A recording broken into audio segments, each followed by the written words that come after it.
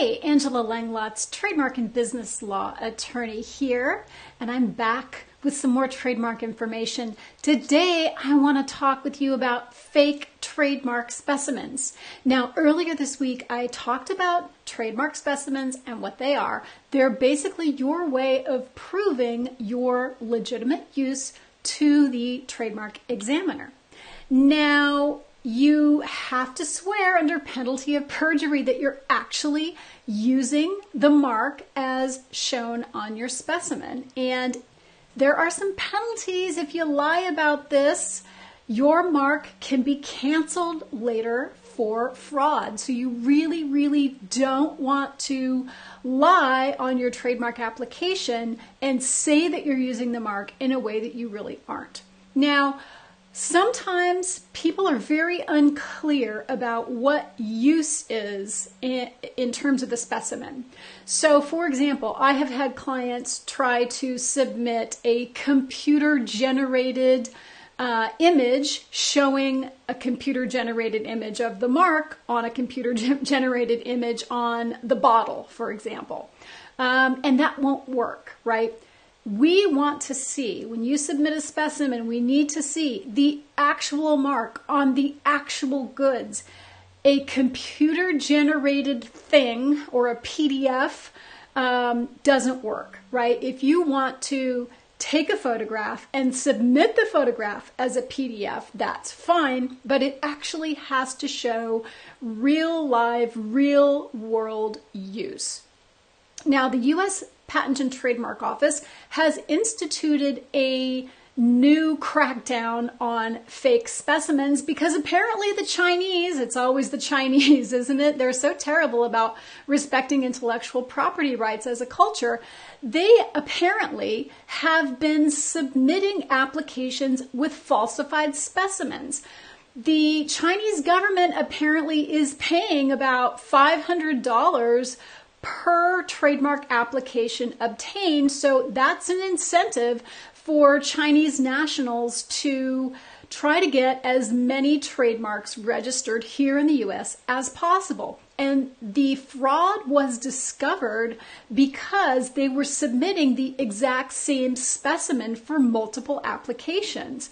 And it was obvious that, these brands were very different, so it became a problem.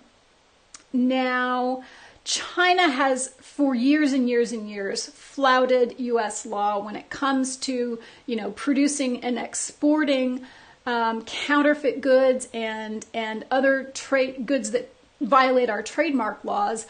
And I'm a little unsure whether this is, some effort, massive effort by the Chinese government to actively undermine trademark laws or, some other policy initiative. I don't know.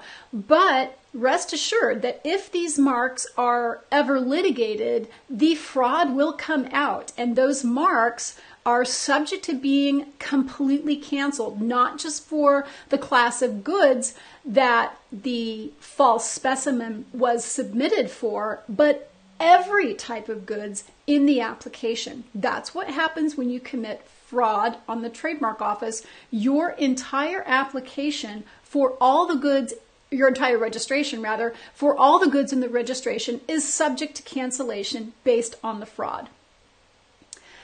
What else do I have to say about that? This is important because, why? Because under the Lanham Act, that's our trademark law, we grant trademark rights to people who are actually using the trademark. And if you're submitting a false specimen, then you're obviously not really using the trademark, because if you really were using the trademark, there would be no need for you to submit a false specimen. You'd have a legitimate specimen to submit.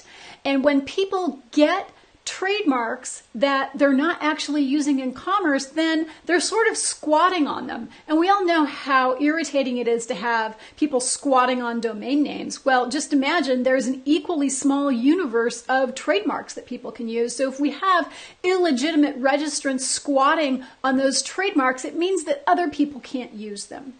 Now, the Trademark Office has an email so that you can email them if a mark has been published for opposition and you discover that the specimen is invalid, it's a fake, you can actually email the Trademark Office about that. You don't have to file an opposition to combat this fraud. That's how serious the Trademark Office is about combating fraud.